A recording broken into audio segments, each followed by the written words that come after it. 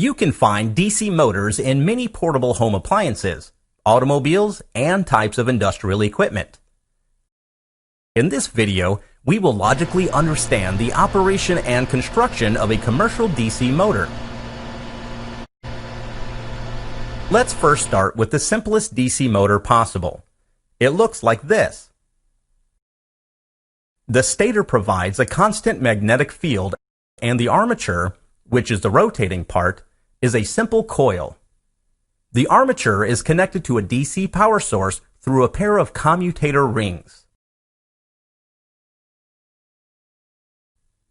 When the current flows through the coil, an electromagnetic force is induced on it according to the Lorentz law, so the coil will start to rotate. You will notice that as the coil rotates, the commutator rings connect with the power source of opposite polarity. As a result, on the left side of the coil, the electricity will always flow away, and on the right side, electricity will always flow towards.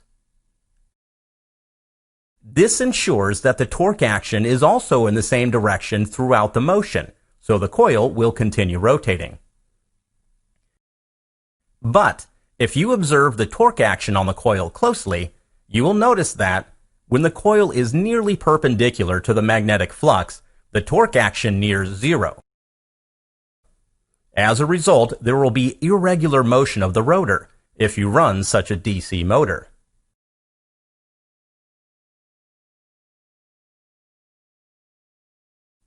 Here is the trick to overcoming this problem.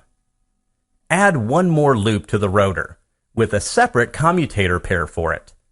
In this arrangement, when the first loop is in the vertical position, the second loop will be connected to the power source, so a motive force is always present in the system.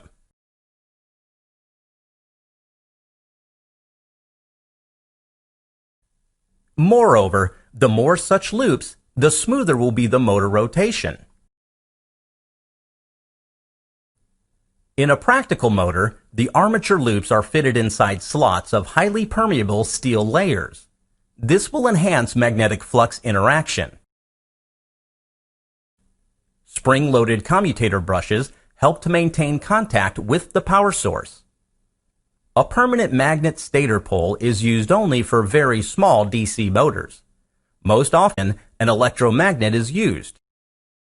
The field coil of the electromagnet is powered from the same DC source.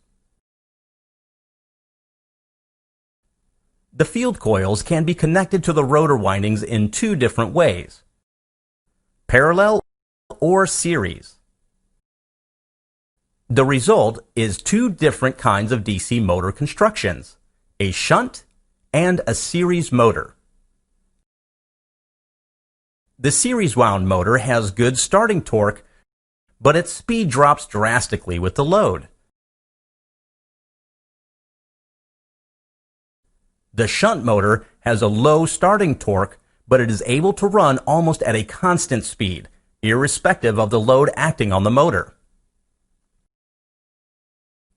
Unlike the other electrical machines, DC motors exhibit a unique characteristic: the production of back EMF. A rotating loop in magnetic field will produce an EMF according to the principle of electromagnetic induction. The case of rotating armature loops is also the same. An internal EMF will be induced that opposes the applied input voltage. The back EMF reduces armature current by a large amount. Back EMF is proportional to the speed of the rotor. At the starting of the motor, back EMF is too low, thus the armature current becomes too high, leading to the burnout of the rotor.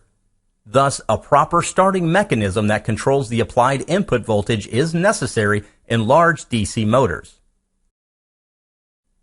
One of the interesting variations of the DC motor is a universal motor, which is capable to run under both AC and DC power sources. To know more about it, please check the next video. Thank you.